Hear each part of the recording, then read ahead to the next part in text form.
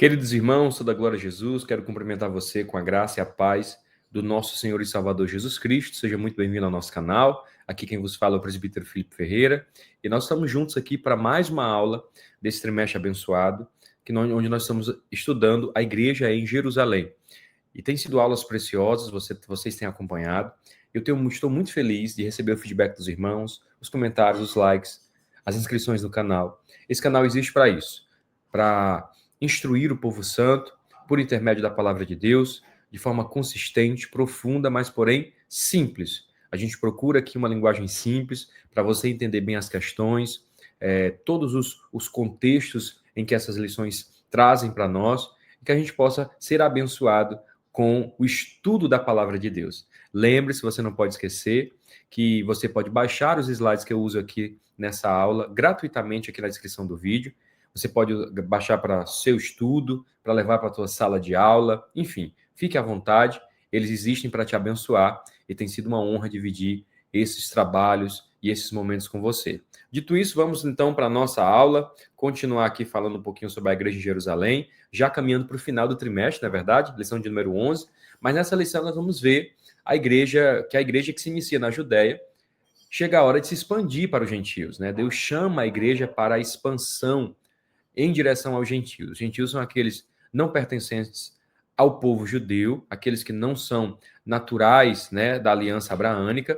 Todos aqueles não judeus são considerados gentios, eu, você e tantos outros, e esse povo vai ser alcançado pela mensagem do evangelho. E Pedro, né, é escolhido para levar a mensagem de salvação a Cornélio. Cornélio, um soldado romano, que temente a Deus e que o Senhor alcança, por intermédio da vida de Cornélio, todos os gentios da terra, dando esse entendimento, que essa é uma das peças-chave para entender a universalidade do evangelho. Ou seja, Jesus nasceu, cresceu e morreu, e a partir do instante que ele morre na cruz, ele morre por todos, os judeus e os não-judeus, por toda a humanidade. E nós vamos entender isso a fundo na lição de hoje, a lição de número 11, uma igreja hebreia na casa de um estrangeiro. Essa frase, ela é provocativa, o título da lição. O comentarista foi muito feliz, porque de fato é uma igreja essencialmente hebreia, essencialmente judia, essencialmente do povo da aliança de Deus com Abraão, mas que agora se reúne na casa de um estrangeiro. O que, para vocês vão perceber, traz muitas questões e muitas camadas que nós vamos precisar estudar aqui com muita atenção na lição de hoje. Então o texto vai nos contar. Respondeu então Pedro: pode alguém porventura recusar a água para que não sejam batizados estes que também receberam, como nós, o Espírito Santo? Isso é uma fala de Pedro no primeiro concílio da igreja, falando a respeito dos gentios, dizendo que nós não poderíamos, a igreja naquele período não poderia negar o batismo em águas para os gentios, uma vez que os gentios não só receberam o batismo com o Espírito Santo, mas estavam fluindo no mesmo Espírito que eles receberam em Atos 2, no dia de Pentecostes. Então, Pedro vai falar a respeito disso. A verdade, Pato, que vai nos contar, o episódio da igreja hebreia na casa do gentio Cornélio demonstra que Deus não faz acepção de pessoas. Deus não faz acepção de pessoas, e a aula é justamente sobre isso. Os santos falam o mesmo idioma, o idioma do céu.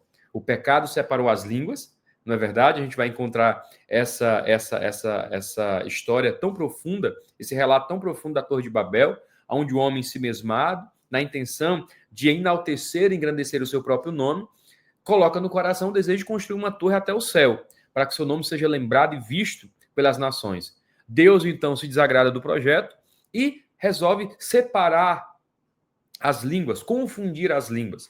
E agora há uma remissão disso, porque todos nós que recebemos a Jesus e temos o Espírito Santo somos convidados a falar a mesma língua. Qual língua? A língua do Espírito. Então, Jesus unificou tudo pelo seu Santo Espírito. Então, a palavra de hoje é aceitação, o plano de fundo é a visita de Pedro à casa de Cornélio, e aí a gente vai encontrar a verdade que diz: em Cristo não há distinção, todos são um só corpo pelo Espírito Santo. Em Cristo não há distinção, todos são um só corpo pelo Espírito Santo. A introdução vai nos contar que Atos 10 é uma das mais impressionantes histórias da Bíblia, onde fica evidente o grande amor e a graça de Deus em salvar a todos aqueles que demonstrem fé na pessoa bendita do seu Filho, Jesus Cristo. Queridos, nós temos que entender que a salvação e o poder do Espírito são universais.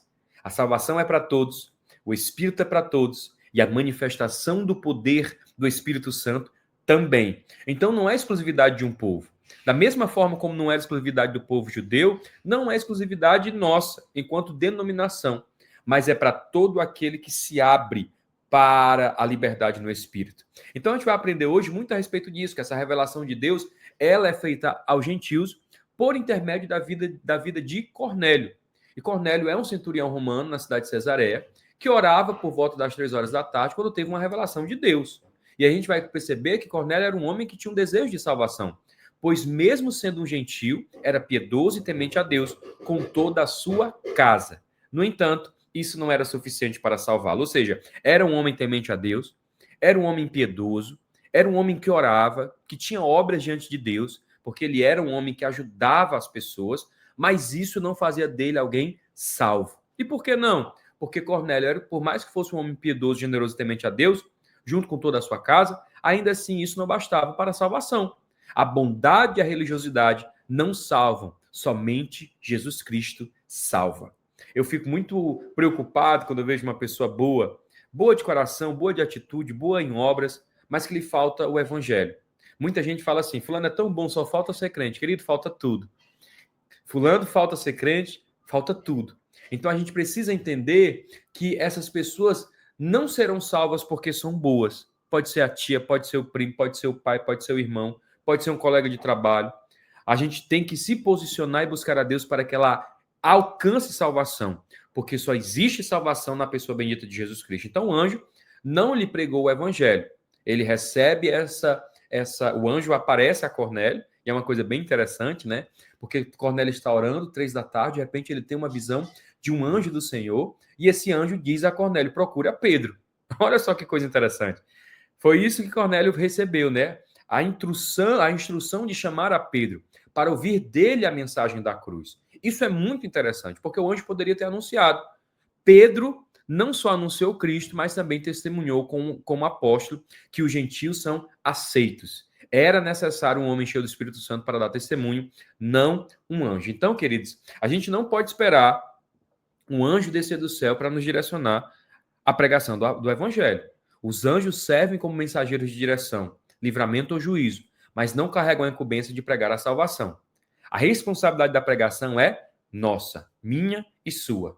Isso mostra que não adianta esperar que outros façam. O chamado é pessoal. Eu e você somos os pregadores. Cornélio vê um anjo que fala com ele a respeito de um homem capaz de anunciar a ele salvação. Cornélio, procure Pedro. Pedro tem uma boa nova para você. Pedro tem uma mensagem para o teu coração. Pedro tem para você um anúncio de salvação na pessoa bendita de Jesus Cristo. Então, a experiência espiritual de Pedro é paralela a Cornélio. Isso é interessante, porque enquanto Cornélio tem uma visão de um anjo pedindo para que procurasse Pedro, Pedro, no outro lado dessa história, também está tendo uma visão. Porque Deus dá a Pedro uma visão que um lençol desce do céu e nesse lençol repleto de muitos animais, o Senhor convida para que Pedro comesse aqueles animais. E uma vez que ele é judeu, e os judeus têm um rigoroso plano alimentar, né, cerimonial, ele disse, não, Senhor, jamais coloquei na boca coisa imunda. E ele diz, não chame de imundo aquilo que eu já abençoei. Há um mistério nisso, porque Deus sabia do impacto da missão na casa do gentil Cornélio. E ele sabia que essas convicções iriam abalar a Pedro. E isso, por meio dessa experiência espiritual, ele vai preparar para o que viria pela frente. Não é interessante isso? Deus sabia que Pedro precisava ser preparado, porque para um judeu entrar na casa de um gentil era algo impensável. Então, à medida em que Cornélio manda chamar Pedro, Deus avisa Pedro para que fosse ao encontro de Cornélio. Então, essa questão, gente, é interessante porque isso era contra as tradições, visto como impureza um judeu entrar na casa de um gentil, sobretudo um romano. Mas a revelação que Pedro recebeu foi clara. Em Cristo não há exclusão, há inclusão. Cristo não exclui, Cristo inclui. E aí a gente precisa entender que Pedro entendeu o caráter excepcional dessa missão. tanto que decidiu levar 6 irmãos judeus consigo, ou seja, ele sabia que algo muito grande estava para acontecer e ele não poderia testemunhar isso sozinho. Então ele leva uma comitiva consigo, como testemunhas. Isso mostra a seriedade e o impacto dessa revelação. Pedro não precisou receber uma segunda ordem. Ele olhou para aquilo e sabia, tem algo importante nessa minha ida à casa deste gentil. Deus está ou deseja nos mostrar algo que talvez nós não conheçamos. Então, às vezes, Deus precisa quebrar nossas tradições e preconceitos para nos usar em algo novo. Queridos, eu sou um cara que acredito muito na liturgia da nossa denominação, da forma como nós fomos fundados, os valores, os fundamentos da nossa fé. Mas eu também acredito que há coisas que vão sim se atualizar ao longo da jornada em que nós permanecemos nessa terra. Claro, se não for pecaminoso, se não for desonroso, se for para o bem da pregação do evangelho, que seja, mas nós precisamos entender que às vezes Deus quer quebrar algumas coisas em nossos corações. Preconceitos, tradições que não ajudam em nada a pregação do evangelho, mas apenas anulam a oportunidade de salvação daqueles que creem. É por isso que eu estou aqui falando com essa câmera, mas sabendo que atrás dessa câmera tem alguém ouvindo essas lições e sendo abençoado por intermédio dessa palavra. Pode ser que você chegou aqui por acaso, mas com toda certeza Deus usa desse instrumento para alcançar vidas. Então, quando Deus nos dá uma missão difícil, Ele também nos prepara espiritualmente para cumpri-la. Então, eu não sei que missão é essa que você tem na sua vida, que missão é essa que você tem na sua jornada, mas não se preocupe. Deus há de te capacitar. Então, a urgência da pregação do evangelho, ela é uma necessidade desde sempre. Então, a gente vai perceber que a narrativa bíblica vai nos trazer que não é preciso ninguém ficar esperando um anjo comissioná-lo a pregar. O evangelho precisa ser pregado, porque Deus já nos direcionou. E não é um conselho, não é um pedido, é uma ordem. Ide por todo mundo. Então, Deus pode sim agir de forma excepcional, como fez na casa de Cornélio, enviando um anjo para abrir o caminho. O anjo preparou o culto, né? Olha, vai vir um pessoal aí, procure Pedro e tal. Mas não é essa a forma comum de Deus trabalhar. Ah, Senhor, salve meu vizinho, manda um anjo lá. Você é a pessoa que Deus quer usar para bater na porta, para trazer uma boa nova, para orar, para deixar uma literatura, para dar bom testemunho. Então, a gente precisa entender que os anjos estão aí para servir a igreja, mas não é trabalho deles anunciar salvação. O padrão que ele estabeleceu é um só. A igreja anuncia, fala, o Espírito Santo convence. E aí, como eu já disse em aulas anteriores, a gente pode falar à mente, a gente pode falar aos ouvidos, mas Cristo fala ao coração, o Espírito fala ao coração. Então, a gente vai ver várias referências bíblicas. Deus deseja que todos os homens sejam salvos e cheguem ao conhecimento da verdade. Ide por todo mundo e pregar o evangelho a toda criatura. Aprove a Deus salvar os que creem pela loucura da pregação. Então, todas essas coisas não são para nós conselhos, são ordenanças, são mandamentos. Então, isso significa que a responsabilidade já não está nas nossas mãos, já está nas nossas mãos. Não é preciso esperar uma visão, uma voz do céu ou um anjo nos comissionar. Deus já nos comissionou em sua palavra. Eu tenho um amigo muito querido que, quando ele terminou o ensino médio, ele deu trabalho para começar a trabalhar, né? A ir se lançar no mercado de trabalho e tal. Ele tinha um desejo muito grande de ser usado no campo missionário, né? Nas missões. Mas enquanto as portas não se abriam, ele ficava meio que esperando, né? Meio assim, de braço cruzado. E aí eu falei para ele uma vez o seguinte: amigo, você deve se mexer, procura um trabalho. Mas eu vou começar a trabalhar, Felipe, eu vou me ocupar, sendo que eu sei que Deus tem outra coisa para mim. Não, querido. Quando for a hora de você atuar como Deus quer, Deus vai chamar você. Então apenas vá, comece, porque o campo missionário já é o lugar onde você está. E aí, gente, eu acredito muito nisso. Acredito demais que Deus deu a visão a cada um de nós. Mas nós não precisamos esperar um anjo nos contar. Deus já nos contou por intermédio da sua palavra. E já nos comissionou a pregar o evangelho. Então, o ponto 2 vai trazer para nós a salvação dos gentios, pregação aos gentios. Cristo é o centro do evangelho. Pedro vai pregar Jesus Cristo, vivo, a Cornélio. Ele é o eixo em torno de toda e qualquer as bênçãos espirituais se encontram. Estar em Cristo é estar salvo. Não estar em Cristo é não estar salvo. Então não tem meio termo. Pedro, obedecendo à ordem divina, vai até a casa de Cornélio e prega um evangelho cristocêntrico. Vou repetir, o esboço da pregação de Pedro, a liturgia da sua pregação é a respeito de Cristo. A mensagem não girava em torno da lei, não falava a respeito da tradição de Israel, mas Cristo e a sua cruz. Cristo e a sua paixão. Então, nós temos que entender, querido, que o ponto da pregação de Pedro, que o comentarista traz para nós, está dividido em três pilares. Primeiro, que Deus ama a todos. Segundo, que Deus quer salvar a todos. E terceiro, que Cristo é o Senhor de todos. Se Deus ama a todos, seu amor não faz acepção de pessoas. E Pedro estava começando a entender que Cristo havia morrido para todas as pessoas. Deus não faz acepção. Deus quer salvar a todos. Dito isso, a salvação está aberta a todo aquele que busca e crê. Então Deus não faz, gente, essa acepção. E isso deveria trazer para nós uma decisão, né? A respeito desse sentimento de que Deus escolheu alguns para não serem salvos. Irmãos, eu não consigo conceber isso. E nem a Bíblia. Porque Deus deseja que todos sejam salvos. Todos alcancem salvação. Ela está aberta a todas as pessoas. E por fim, Cristo é o Senhor de todos. Fora de Cristo não há salvação. Não, mas eu creio nisso, eu creio naquilo, sem Cristo, sem salvação. Sem Cristo, sem vida eterna. Com Deus. Sem Cristo, sem céu. Ele é o caminho. Ele não é um. Ele é o caminho, a verdade e a vida. Então, isso traz para nós o ápice da conversão dos gentios. Os judeus acreditavam que o privilégio da salvação era exclusiva deles e que, portanto, os gentios estavam excluídos. E por quê? Porque Jesus se dedicou à casa de Israel. A pregação do Senhor foi para anunciar a salvação ao seu povo. Ele diz isso à mulher cananeia.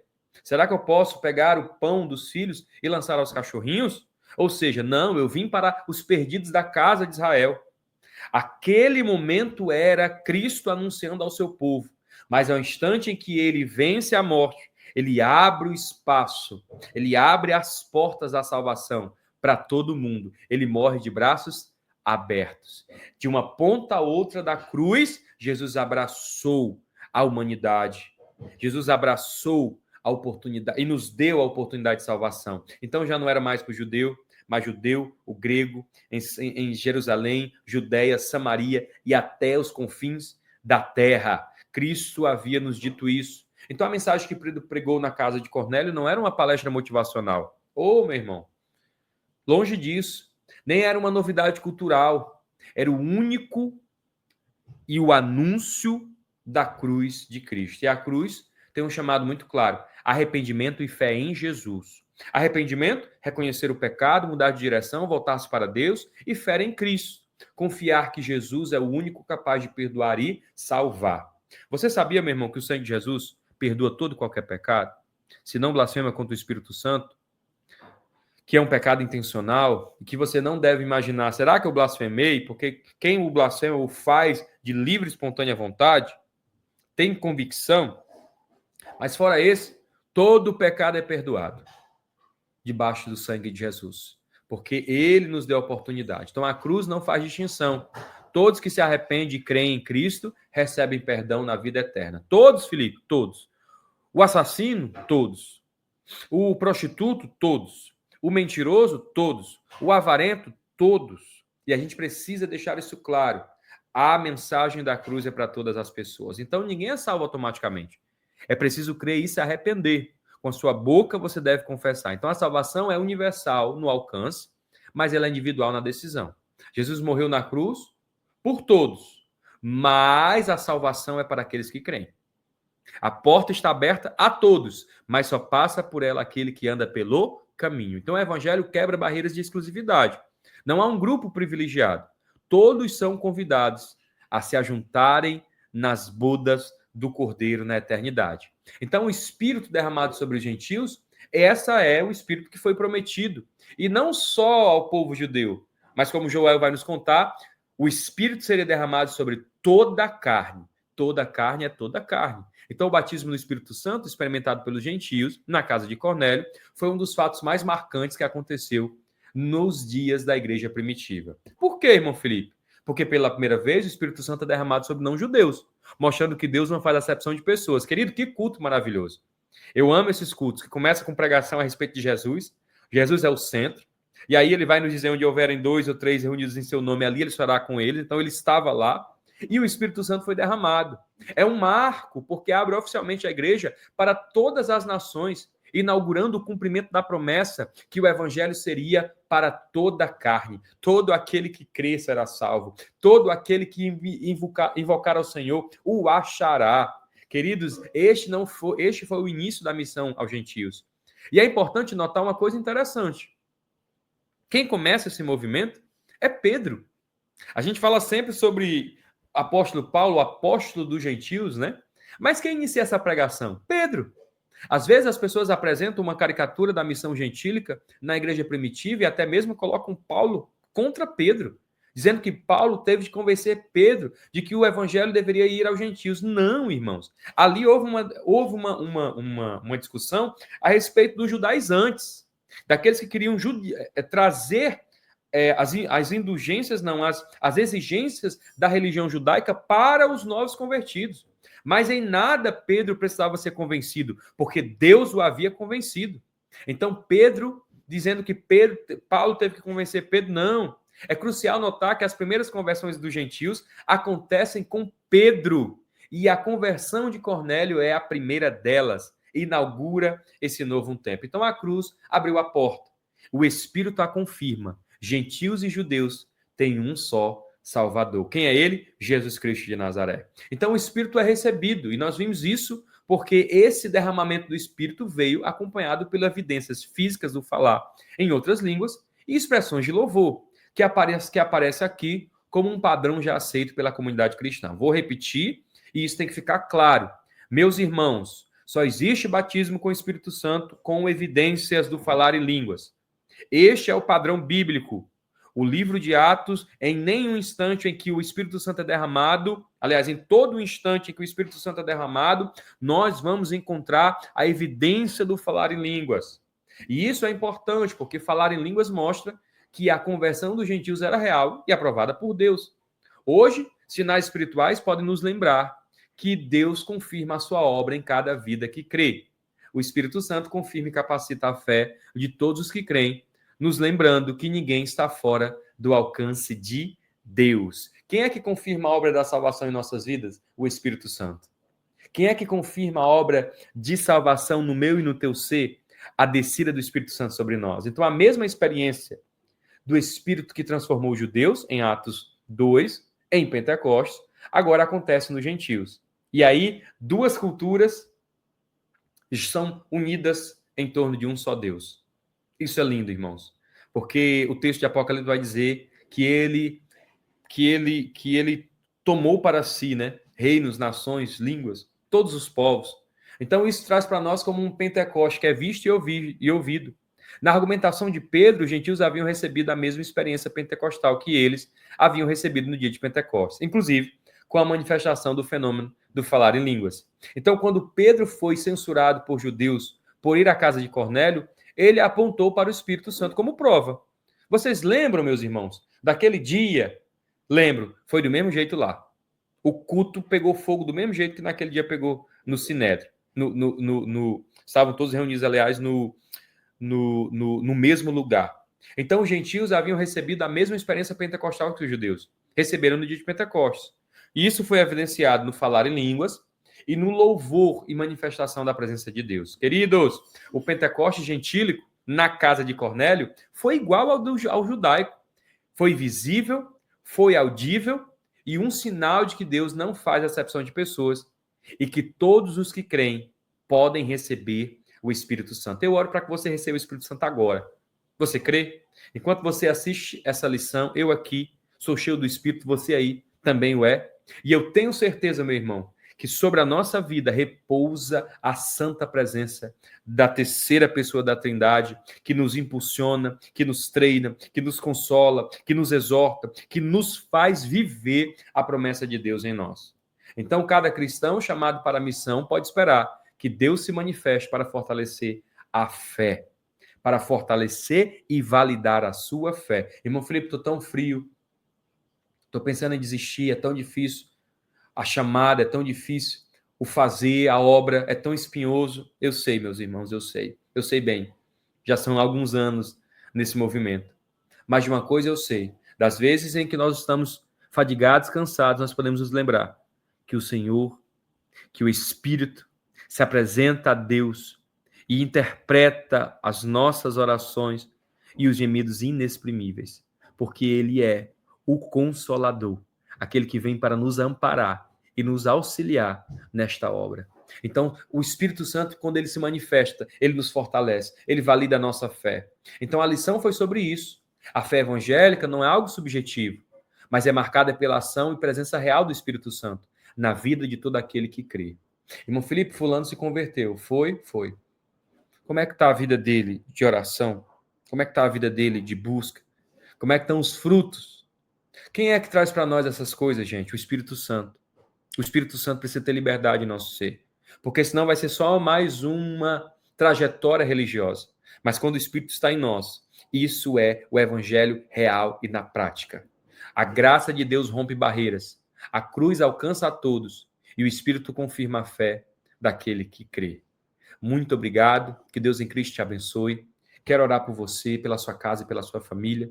Desejar que você seja tremendamente cheio do Espírito Santo e que você possa dar essa aula repleto do favor de Deus, que nos alcança, que nos capacita, que nos habilita e que nos forma a viver a sua vontade. Que Deus em Cristo te abençoe. Te encontro na próxima semana, no nome de Jesus. Amém.